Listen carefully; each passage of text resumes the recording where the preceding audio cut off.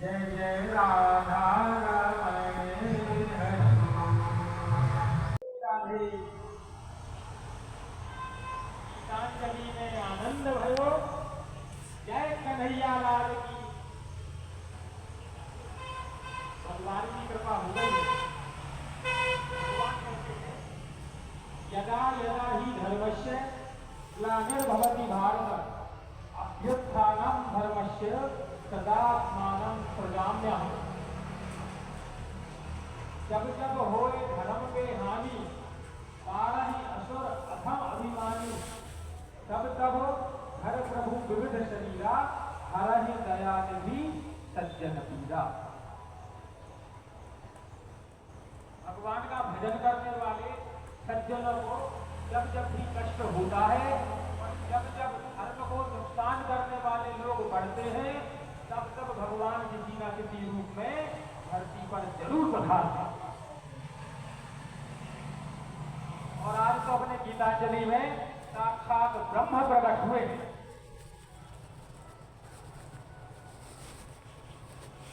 यानी कारागृह में भगवान प्रकट हुए। भैया मैं आ गया। भैया कैसे इतने बड़े रूप को धर के आ गए। शस्त्र दिए हो, गदा दिए हो, ये क्यों लेके आए? और कमल तो समझा कि खेलने के लिए लाए। पता भगवान क्या कहते हैं? भगवान कहते हैं भैया मेरा मामा दुष्ट है, अगर अभी आ गया तो लड़ाई तो करनी पड़ेगी। सब लेके आए।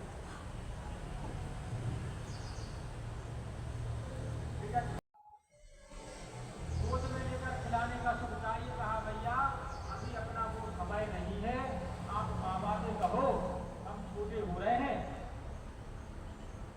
तो हमें टोकरी में बिठाएं।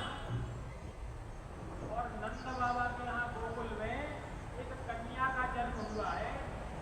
उस कन्या को कारागृह में उठा लाए और मुझे गोकुल में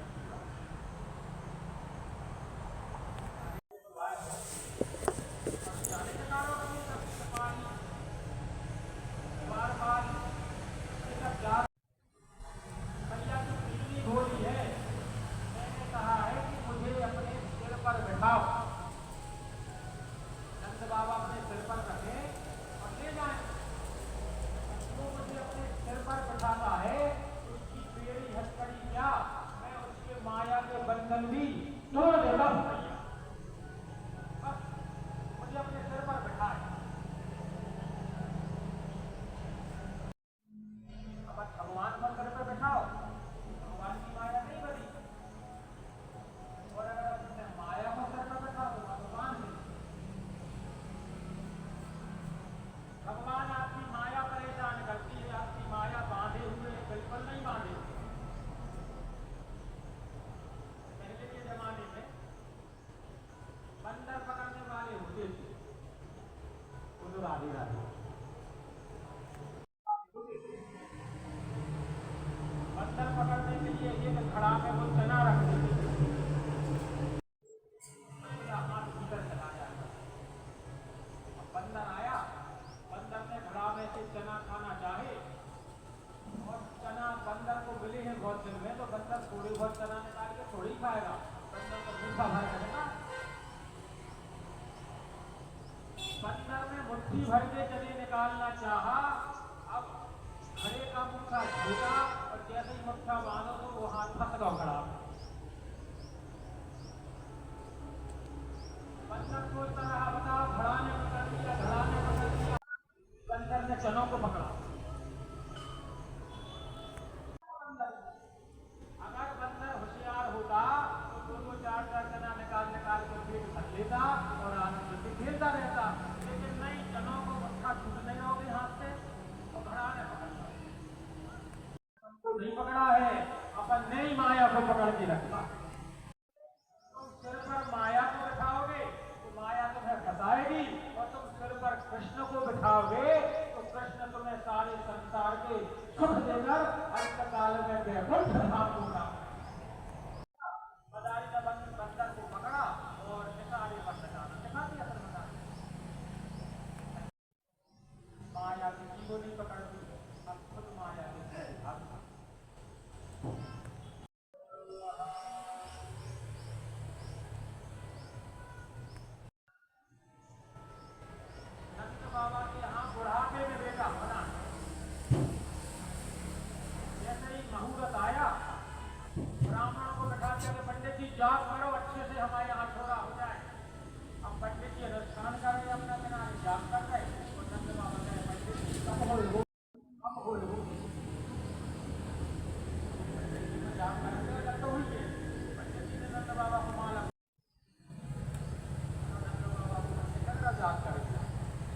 अभी तक तो ना हो, ना जाने कब हो। अभी भगवान कहते हैं कि हे परीक्षित, वासुदेव जी भगवान श्री कृष्ण को सिर पर बैठाते हैं तो उनकी सारी हथकड़ियां खुल गई, सारे ताले खुल गए। यमुना पार करके जैसे ही उन्होंने कन्हैया को छोड़ा और माया को उठाया और कारागृह में आए। अब श्लोक सुनना बिल्कुल सुख। राजन, बहिरन्तः प्रद्वारः सर्वा पूर्व वदाव्रताः ततो बाल ध्वनिं कृत्वा ग्रहपाला समुत्थिताः। जैसे ही माया को सिर पर रखा वसुदेव जी ने, बहिरन्तः प्रद्वारः सर्वपूर्व वदाव्रताः, सारे द्वारपाल जाग जाते हैं, सारी बेड़ी हथकड़ियां बंध जाती हैं और वसुदेव और देवकी फिर कारागृह में कैद हो जाते हैं। बंधन खुले और माया को सिर पर रखा, बंधन बंध जाते।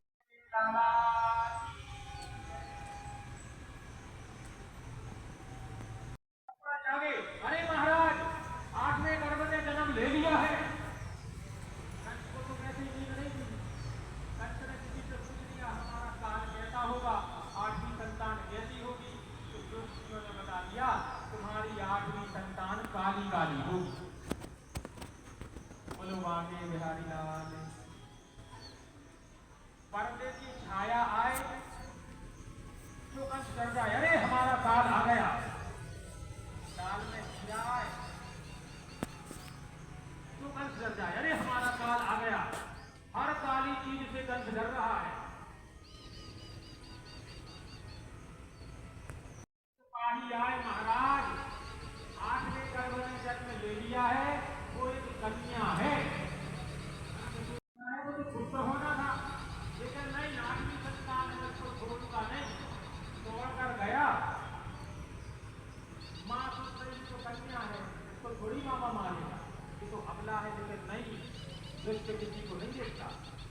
याजिष्ठाम निर्भक्तर हस्तदा चित्ते खलह, उस दुष्ट ने, उस खल ने याचना करती हुई माँ को नहीं देखा, उस कन्या की ओर नहीं देखा।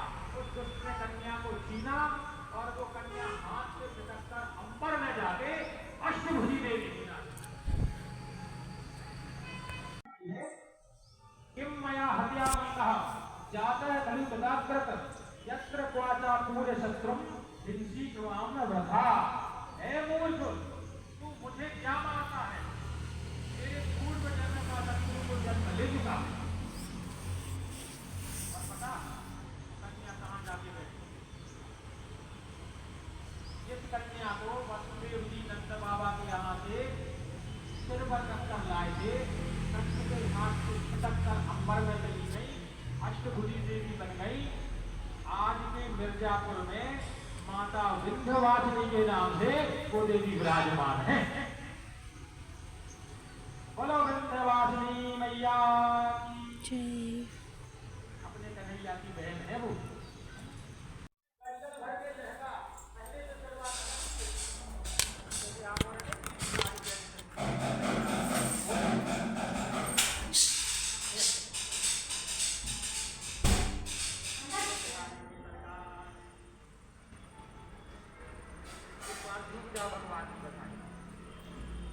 भगवान की बधाई भागवत कथा में 18 श्लोकों में गाई है सुखदेव भगवान। कितने श्लोक में? 18 श्लोक में। और पूरी भागवत में कितने श्लोक हैं? 18,000। माने व्यास भगवान कह रहे हैं इन 18 श्लोकों को सुनकर जो झूम जाए, जिसका रोम रोम नाचने लगे, उसको भागवत के 18,000 श्लोक का फल तुरंत प्राप्त। ये भगवान ऐसा प्रेम दो आपके प्रति कि मात्र 18,000 श्लोक का फल, 18 श्लोक। और पुराण कितने होते हैं? पुराण 18 पुराण। और बधाई कितने श्लोक में गाई? 18 श्लोक में। माने 18 पुराणों का सार इन 18 श्लोक में है। और गीता में अध्याय कितने हैं?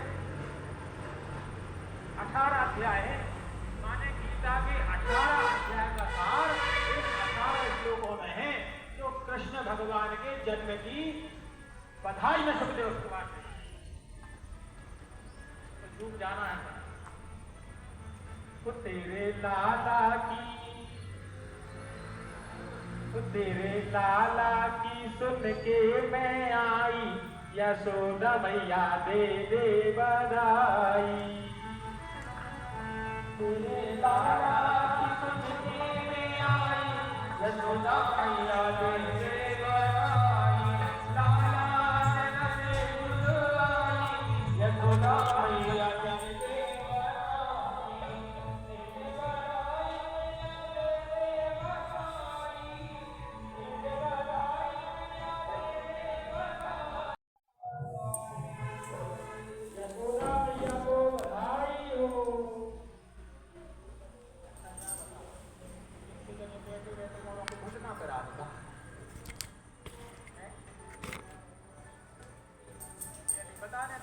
उपाय बता दी। अब क्या बधाई क्या भाई, हम 18,000 श्लोक को पूर्ण कमा सकते। एक काम करो, तो यहाँ बिठाओ। तेरे लाला की सुन के मैं आई, यशोदा मैया दे दे बधाई। यशोदा मैया दे दे बधाई। सबको मिलना चाहिए, कोई भी सूखा ना जाए। बधाई हो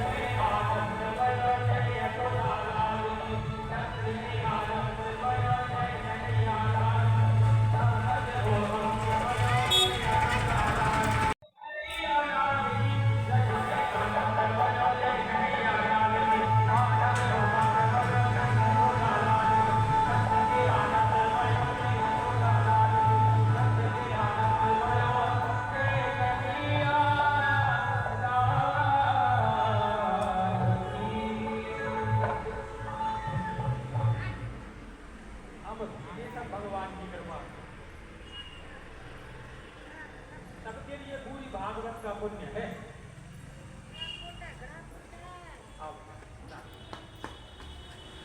देखो जब तक को आनंद नहीं लो अपन भागवत के श्लोक में किया गया।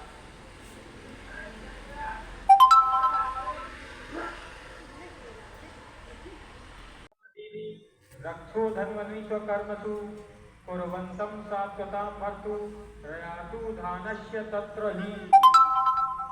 पूजना जैसे अज्ञान से अगर बचना है तो आपको नित्य भगवान की कथा सुननी होगी।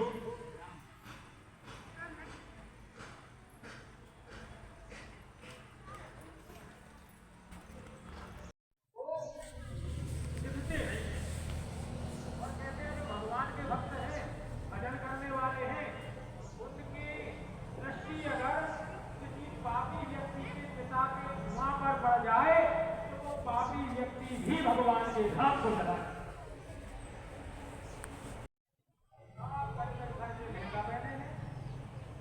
भगवान बता रहे हैं, उनकी चोटियां उनके कमर तक हैं।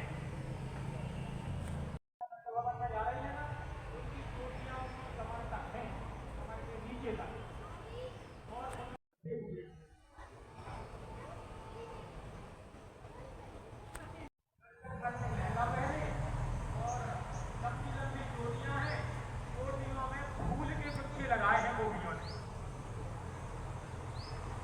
भगवान कहते हैं चोटियां दौड़ कर जा रही है ना, चोटियों में जो फूल लगे हुए हैं, फूल फल फल कर गोपियों के पैरों में कुछ देता है।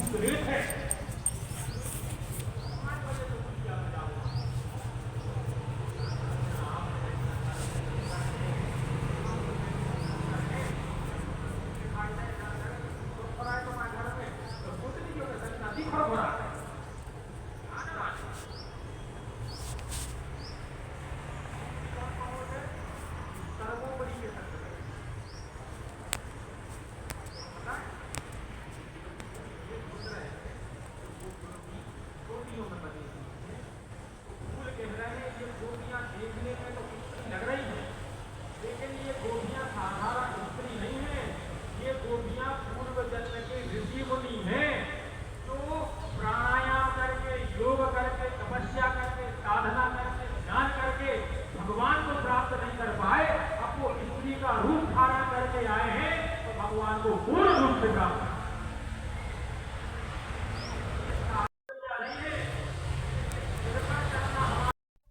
पवित्र है। ये तो भजन करने वाले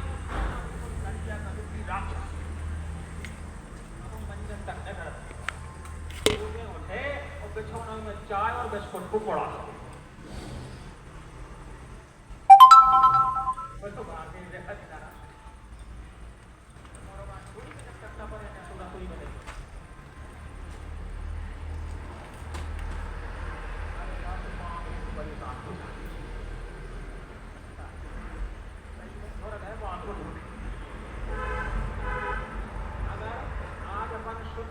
अपने घर की नारियों के कारण है, नहीं तो भैया है तो जूता डका घोड़ों से बढ़ जाता।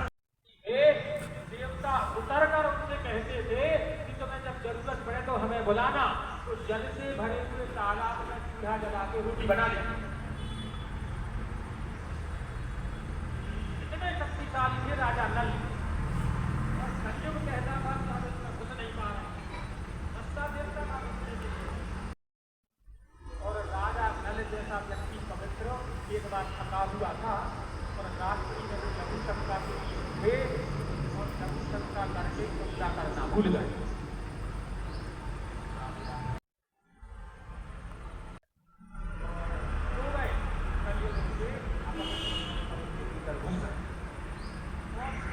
महान शक्तिशाली राजा नल जब कलयुग घुसा तो जुआ खेलने बैठ गए और जुआ खेल कर सब कुछ हार गए।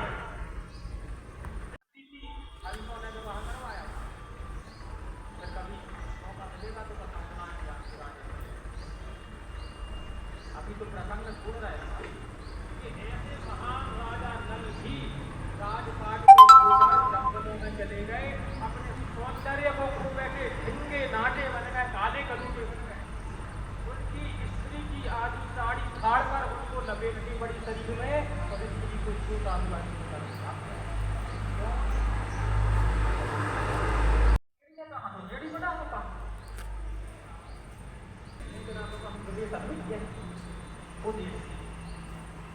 कभी भी मंजन नहीं करती, कभी भी पैर नहीं धोती, बिल्कुल काली कलूटी, तिलक तो लगा दिया ही नहीं थी। और सुंदर वैष्णव स्त्रियों को देखा कहने ना ये भीतर कैसे जाए। माया से उसने रूप रखा और देखने में ऐसी लगी कि माँ लक्ष्मी उतर दिया। माने क्यों बालक चली गई।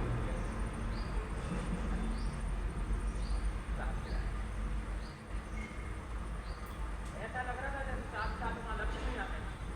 माया माने माया से बन गई।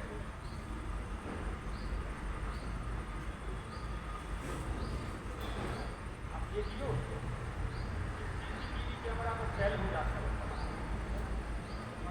पता नहीं है कैमरा कहीं मोहल्ले में कौन बेकार घर तो जाए ना हुए किताब में कौन कनेरा को नहीं हुए उनके सामने से निकल जाए यहाँ से जीवन में जैसे ऊपर तक पहुँच के ना आई जाए हमारी दुनिया में आस पास के 25 घरों के रिश्तेदार हो जाना कौन से ना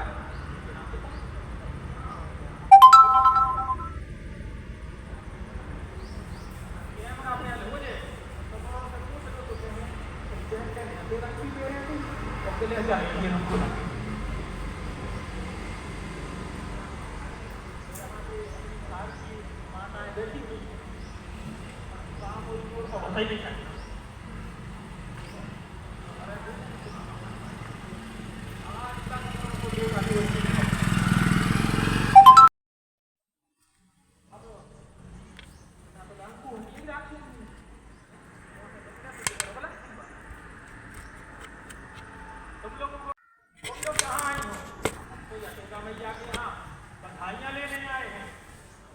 हाँ तो हम भी यशोदा के यहाँ आए। कौन हो तुम? हम दूसरे से बात जमा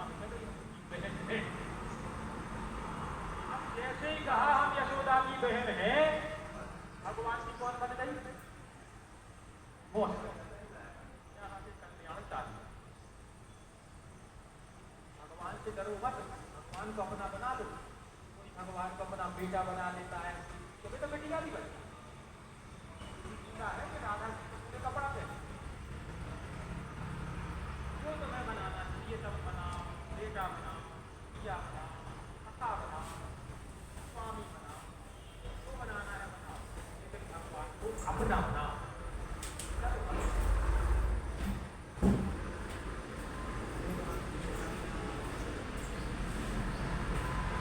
भैया भैया देख मेरी बहन आई है। भैया ने देखा, हमने तो कभी नहीं देखा इसको, लेकिन कहा नहीं कौन हो, कहाँ से आई हो, कैसी हो।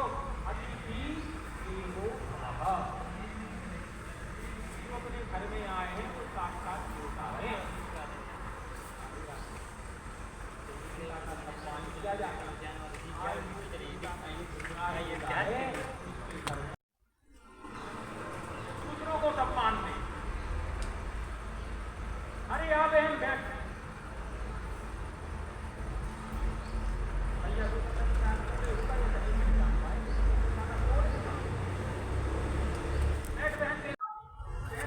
लाला को गोपियाँ बहुत शरारती हैं। गोपियाँ थी ना, गोपियाँ कभी दादा के घुघराले बाल को छुए, कभी तलवों को नरम तलवा के तो माहौल लगा दिया, कभी गालों को चढ़ाए। इतना दिन कभी हाँ तेरे लाला को देखने को आई हूँ, और जैसे भैया भीतर गई सबको बाहर किया, पालने के सामने आई तो अपने सरकार ने आंखें बंद कर ली। अब कोई आदमी तो डरा गए तुम्हारे धंधा, हमारे कन्हैया डराए तो बाल में किया है, कबे भी जग जाए, कबे भी हो जाए, क्षण भर में सो जा, क्षण भर में जग जाता कन्हैया। एक भक्त कहते नहीं, कन्हैया ने आंखें क्यों नहीं की हैं? कन्हैया ने आंखें इसलिए बंद करी हैं क्योंकि कन्हैया देख रहे हैं ये राक्षसनी होकर मुझे दूध पिलाने कैसे आए, तो भैया का पीते हैं। अरे राजा बलि के यहाँ रत्नमाला नाम की कन्या थी, और जब बामन रूप में हम गए थे तो ये कहती थी कि कितना प्यारा बेटा है मेरा, होगा तो हम लोग तो बांधता रहा। भगवान ने कहा अभी तो हम देवताओं का काम बनाने बामन रूप में आए हैं, तुम आ जाना द्वापर में, इच्छा पूरी कर देंगे। मनोमताई की जहर लगा कर आया ही भगवान आंख बंद करके सब कुछ दिख रहे हैं।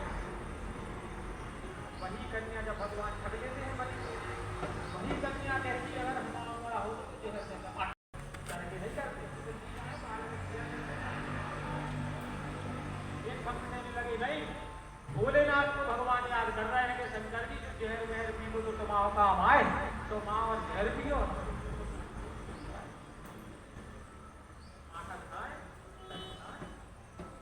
आंख बंद करके भोलेनाथ का ध्यान किया, पूतना का जहर पिया। पूतना बड़ी प्रसन्न है, खूब प्रसन्न है।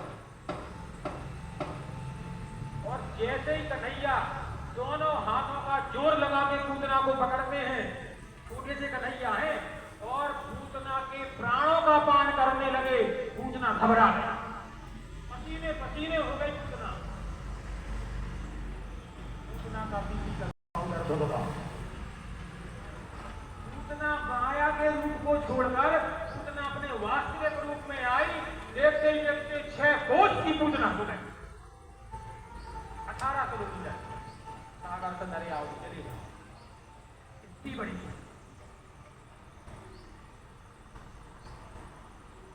भगवान पूरे गांव में घुमा रहे हैं पूतना, पीछे पीछे मैया, पीछे पीछे पूरा गांव। भगवान देख रहे कहीं ऐसी जगह तो मिल जाए कि अगर इसको पटक के मार डाले। भगवान को एक फल का फूल का बगीचा मिला, उस बगीचे में जाकर राम से पूतना को पटका, और पूतना का गोविंद आए नमो नमः।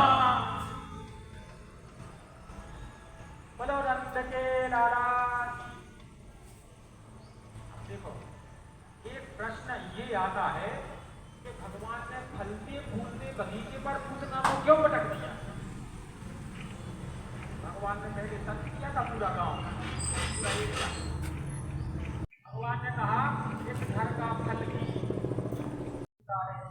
इस घर का फल भी कईयों को मिलता है, एक फल का खर भी धर्म को लगता है। लेकिन एक बगीचा था, वो बगीचा था कंस का, उस बगीचे का फल फूल कभी गौ माता के हक में नहीं जाता था। उस बगीचे का फल फूल कभी भगवान के भक्तों के मुख में प्रसाद रूप में नहीं जाता। उस बगीचे का फल फूल कभी दान पत्र में नहीं लगता। भगवान कहते हैं इस बगीचे का फल फूल ना गैया के काम में आए, ना मेरे भक्तों के काम में आए, उस बगीचे को गुजारना ही है। इसलिए भगवान ने कंस से